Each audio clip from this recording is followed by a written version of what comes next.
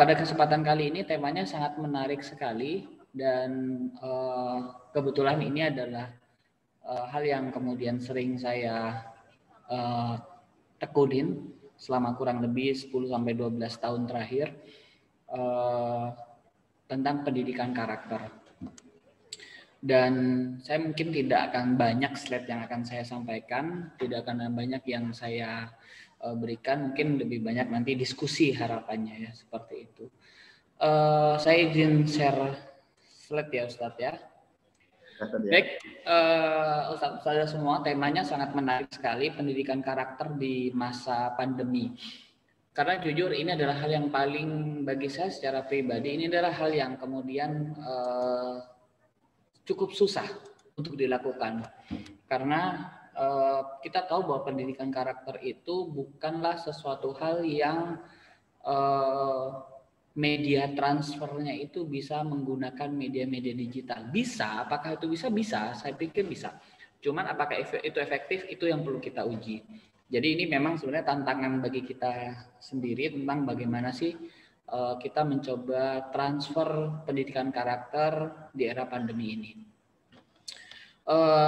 Ustadz-ustadzah semuanya yang sangat saya hormati dan sangat saya banggakan, sebelumnya saya akan mengapresiasi yang sangat luar biasa kepada para ustadz-ustadzah semuanya yang sudah berusaha memberikan yang terbaik untuk anak-anak, untuk murid-murid.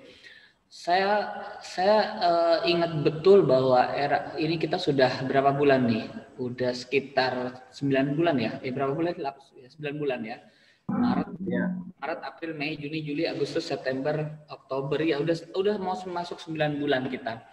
Ketika kita switch pembelajaran dari yang awalnya kita biasanya offline menuju online, kita melakukan adaptasi yang sangat luar biasa. Karena memang tentu pemerintah memang sudah memutuskan untuk tidak mengizinkan untuk sekolah tatap muka ya. Hari ini kita juga masih melakukan hal yang sama. Tetapi saya lihat memang sudah banyak sekolah yang sudah masuk ya, tentu dengan protokol yang saya pikir cukup ketat. Yang saya tahu itu misal sekolah Ciledug ya, karena Ami Burhan tuh sering banget share gambar ke saya gitu. Jadi wah udah masuk nih Ami Burhan, iya katanya. Tapi sepertinya memang protokolnya sangat ketat. Oke. Tetapi selama mungkin 8 bulan dan kita masuk ke bulan ke-9 ini, saya mengapresiasi sekali pada guru-guru semuanya karena bagi saya guru adalah yang paling cukup besar terdampak tentang baik itu dirinya maupun kegiatannya gitu kan. Tentu bagian lain, bidang-bidang lain juga terdampak ya. Cuman bagi saya guru memang berusaha bagaimana, kalau misalnya bidang lain kan biasanya bidang ekonomi, dagang dan lain sebagainya. Tapi guru ini harus berpikir bagaimana 30 anak-anak yang biasa ada di kelasnya itu tetap mendapatkan ilmu dan tetap mendapatkan kualitas pembelajaran yang layak. Ini bagi saya hal yang perlu kita apresiasi bagi diri kita yang sudah melakukan itu semuanya. Karena jujur Ustadz-ustadzah, Pak Ustadz Toto, jujur bagi saya ini lebih berat. Saya secara pribadi melihatnya ini lebih berat. Kelas-kelas online ini. Kenapa lebih berat? Pertama adalah saya kebetulan kan juga di saat ini juga menghandle IT di sekolah gitu kan. Saya melihat guru-guru itu kan lebih banyak tugasnya. Kalau kemarin kan mereka sudah memiliki silabus RPP-nya kan sudah ready dari tahun yang lalu, tinggal mengembangkan saja gitu kan. Nah, kali ini mereka harus merombak seluruh metode pembelajaran, kemudian mereka mengeliminasi kompetensi yang bisa disatukan dan lain sebagainya. Jadi mereka merombak, ini yang saya lihat ya. Jadi mereka semua rombak, mereka petakan lagi, mereka kemudian ambil mana kompetensi-kompetensi yang multiplier efeknya besar. Kira-kira kalau ngambil kompetensi ini, kompetensi lainnya tuh masih mepet-mepet bisa dikena seperti itu. Jadi itu dilakukan, kemudian mereka kadang kalau di kami biasanya juga kalau yang saya amatin mereka juga menyiapkan skenario untuk syuting, mereka bikin video pembelajaran, ada beberapa guru yang ngedit sendiri, ada yang mungkin dilakukan oleh tim multimedia. Setelah itu mereka kemudian upload di LMS, kemudian mereka Zoom dan lain sebagainya, menjawab pertanyaan dari murid-murid sampai malam. Ini yang saya alamin ya. Kebetulan istri saya juga guru. Istri saya itu guru kelas 4. Jadi dia sampai malam pun harus kemudian melayanin anak-anak. Kenapa? Karena memang ada orang tua yang baru pulang, handphonenya baru dipegang anaknya saat malam. Jadi itu harus. Jadi memang tingkat kelelahannya sangat luar biasa. Maka bagi saya guru pun juga harus mendapatkan apresiasi di era pandemi ini karena mereka sudah melakukan banyak hal bagi saya ya. Memang banyak orang mengatakan gurunya enak cuman online. Itu bagi saya justru lebih berat ya. Jadi ini ya yang kemudian harus kita jaga, spirit ini yang harus kita rawat bahwa insya Allah apa yang kita lakukan ini semata-mata untuk kebaikan anak didik kita semuanya. Ustadz-ustadzah semuanya, ya ini mungkin sama dengan slide saya yang pernah saya sampaikan di kurang lebih 3 bulan yang lalu, bahwa perubahan pada masa pandemi ini kan ada perubahan pola pembelajaran gitu kan, dari yang awalnya tatap muka menjadi online seperti itu, kemudian perubahan kompetensi, perubahan kurikulum ya, karena memang saya sih sepakat bahwa hampir tidak mungkin untuk menyelesaikan semua kompetensi itu. Hampir tidak mungkin. Jadi memang sekolah butuh penyesuaian sekali, baik itu kepada mana kompetensi yang akan mungkin bukan dieliminasi ya, dikurangi target dan lain sebagainya, pencapaiannya juga ini juga disusun ulang gitu kan. Kemudian juga perubahan media pembelajaran gitu kan. Nanti di slide selanjutnya, kemudian juga perubahan sistem mengevaluasi. Saya lihat memang guru-guru memang harus pandai-pandai menyusun standar evaluasi saat ini. Karena di satu sisi mereka harus dievaluasi, harus diukur, tapi di sisi lain pertemuan dan lain sebagainya itu masih belum bisa dilakukan dengan maksimal. Jadi guru-guru ini harus bisa menentukan kira-kira metode evaluasi seperti apa yang itu bisa menangkap apakah anak ini sudah mencapai kompetensi itu atau tidak. Ini benar-benar butuh kreativitas dan butuh kesungguhan bagi guru dalam menyusun hal ini. Makanya bagi saya tidak mudah justru. Saya ingat bahwa merangkum itu lebih susah sebenarnya daripada kemudian kalau suruh tulis 30 halaman gitu kan, materinya banyak, wah itu lebih mudah. Tapi kalau dari banyak buku, suruh, kalau saya waktu kuliah dari banyak buku maksimal boleh 8 halaman, itu lebih susah. Kenapa? Karena ini pandai-pandai kita itu untuk menyusun mana yang bagian yang prioritas dan bagaimana mengkomunikasikan agar orang itu sedikit tapi mereka paham seperti itu, sedikit tapi sudah ketahuan seperti itu. Kemudian juga ada perubahan suasana belajar, satu-satu. Ya suasana belajar ini pasti ya. Suasana belajar itu baik itu di rumah anak-anak ataupun di sekolah. Jadi memang perubahan suasana belajar inilah yang saat ini mungkin kita rasakan. Ustadz-ustadz mungkin ada yang menyelenggarakannya dari sekolah, ada yang melakukannya dari rumah seperti itu. Tapi apapun itu merubah suasana kita saat belajar, dan ini tantangan banget bagi kita. Mungkin tidak mudah ya untuk kemudian melakukan itu, tapi bagi saya bukan hal yang tidak mungkin untuk dilakukan. Ustadz ini juga, wah maaf ini tipis sekali nih, ini mungkin ya, ini yang saya katakan tadi perubahan media. Ini kalau ini sih konsentrasi saya karena saya kebetulan S1 saya di teknologi pendidikan. Jadi sebenarnya pandemi ini bidang saya banget gitu.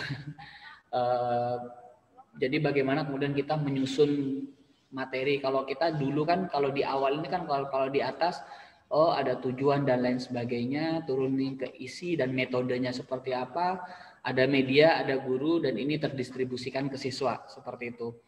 Ini dulu, dan ini bagi saya ya tidak ya improve, kita mengimprove medianya, gurunya seperti apa, dan bagaimana tersampaikan ke siswa seperti itu. Siswa ngasih feedback lagi ke guru. Nah ini evaluasi.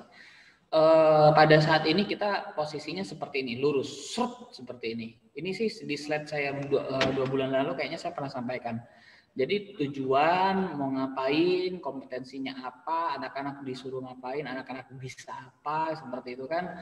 Ini tujuannya, diturunin, oh tujuannya ini, untuk mencapai tujuan ini isinya ini gitu kan. Nah kita nyusun metodenya. Nah ini yang tantangan terberat tuh bagaimana isi dari tujuan ini bisa tersampaikan dengan baik kepada anak-anak. Selanjutnya kita masukin ke medianya banyak yang bisa kita lakukan, lalu kemudian distribusikan ke siswa.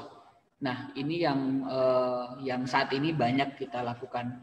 Siswa kemudian memberikan feedback lagi kepada guru untuk kemudian oleh guru dievaluasi seperti itu. Nah ustadz-ustadzah semuanya, kenapa saya masukkan slide ini di awal, karena biar kita tahu kira-kira media apa yang kemudian akan kita pakai. Dan saya yakin dan percaya media ini semua sudah dilakukan oleh ustadz-ustadzah seperti itu. Jadi ini media ini bagi saya ini bukan hal baru lagi. Kalau Ustadzah Fitri itu saya sangat senang ikut materi beliau itu karena memang banyak hal baru yang saya baru pelajarin ya seperti itu. Cuman saya pikir saya mereview saja, tetapi ustadz-ustadzah berbagai macam video media-media inilah yang kemudian akan kita gunakan untuk mendistribusikan materi dan juga nanti bagaimana memanfaatkan ini untuk pendidikan karakter. Yang pertama adalah materi video. Video ini kan materi yang kita sampaikan dengan gambar, ada suara, ada animasi gitu kan, untuk mendukung kegiatan pembelajaran. Jadi kalau kita menyampaikan tentang nilai karakter juga sangat bisa banget ya pakai video. Guru ustadzah bisa merekam menggunakan kamera atau menggunakan apapun handphone yang bisa digunakan. Nah, video ini sangat relevan sekali ketika materinya adalah materi-materi yang anak-anak harus melihat. Materi matematika dan lain sebagainya, sains atau praktikum itu sangat bagus sekali seperti itu. Nah, kemudian ada materi audio. Ini sebenarnya yang jarang tereksplor. Meskipun saya yakin ustadz-ustadzah juga sudah melakukan, tapi ini masih bagi saya banyak kurang tereksplor. Padahal kalau kita tahu bahwa media audio itu sangat bagus sekali untuk melatih imajinasi anak-anak. Waktu saya dulu kuliah di teknologi pendidikan, kita sepakat bahwa media audio ini nggak akan ada matinya. Meskipun kita boleh bisa, radio itu tetap nggak ada matinya. Contoh ya, audio itu kan kayak radio ya. Itu kenapa nggak ada matinya? Karena memang menarik. Audio itu kita mendengarkan suara dan meminta berimajinasi pada suara itu. Gitu. Kalau video jelas. Kalau kita nonton video gambar naga, ya udah imajinasi kita mentok di gambar naga yang berwarna hijau yang ditampilkan oleh video tadi. Tapi kalau audio enggak, kalau di audio tiba-tiba anak-anak ada naga yang terbang sangat tinggi, badannya besar. Anak-anak akan membayangkan naganya warna biru atau warna merah. Anak semuanya akan punya persepsi yang berbeda tergantung imajinasinya. Makanya audio itu nggak akan ada matinya bagi saya. Nah, tinggal bagaimana kita sebagai guru mengeksplor kembali media audio ini agar kemudian bisa relevan untuk digunakan kegiatan pembelajaran. Apalagi untuk kemudian ustadz-ustadzah yang mengajar murotal, bagi saya sangat efektif sekali media audio ini. Hanya suara, tetapi itu akan mampu membangkitkan imajinasi mereka dan lain sebagainya. Nah, kemudian ada video conference. Video conference banyak sekali.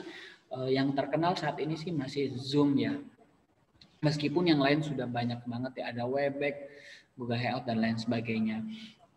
Video conference ini kalau saran saya memang digunakan untuk kemudian agar kita mengetahui feedback dari anak-anak. Jadi memang targetnya adalah kita ingin mendapatkan feedback dari mereka dan ingin berinteraksi dengan mereka. Karena di media video ini kan tadi nggak ada, karena ini satu arah. Kalau video conference ini bisa kemudian kita dua arah. Mungkin tips aja, ya mungkin insya Allah sudah mengetahui bahwa akan video conference ini akan lebih efektif dilakukan di kegiatan pembelajaran apabila anak-anak sudah tahu bahannya terlebih dahulu. Artinya apa? Bahwa ketika kita ingin menyampaikan sebuah tema atau menyampaikan sebuah materi pembelajaran kepada anak-anak melalui media video conference, Zoom atau lain sebagainya, maka lebih efektif ketika anak-anak tahu terlebih dahulu. Karena kalau kita baru mau memulai saat video conference ini dilakukan, ya bisa, bukannya tidak bisa, tetapi itu tidak efektif. Anak-anak masih baru paham dan lain sebagainya. Jadi video conference itu anak-anak sudah dapat bahan dan kita diskusi di dalam conference itu sendiri. Kemudian juga ada picture and e-paper ya, gambar, kertas, tugas-tugas yang kita kirimkan pada anak-anak yang harus diisi oleh mereka. Ya ini sih insya Allah sih kita juga sering melakukannya seperti itu. Kemudian juga yang web learning,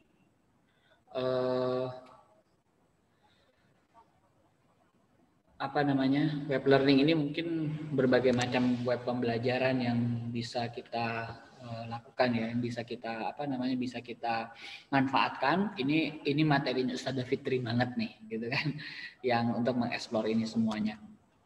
Nah, Ustadzah semuanya yang dirahmati oleh Allah, kita kan tahu bahwa ini media-media yang kita manfaatkan. Sekarang kita akan masuk kepada pendidikan karakter. Nah, memang ada pesan dari Ustaz Toto, mungkin bisa lebih dijelaskan, bukan hanya pada era pandemi ini, tapi sebenarnya pendidikan karakter itu bagaimana sih cara menyampaikan atau mengalirkannya. Kalau saya tidak suka menggunakan istilah menyampaikan, tapi saya lebih suka menggunakan istilah mengalirkan.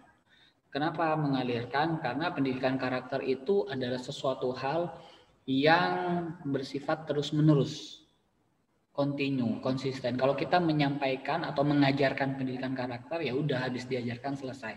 Tapi saya suka di Yayasan Indonesia Heritage Foundation, kita menggunakan istilah mengalirkan nilai karakter.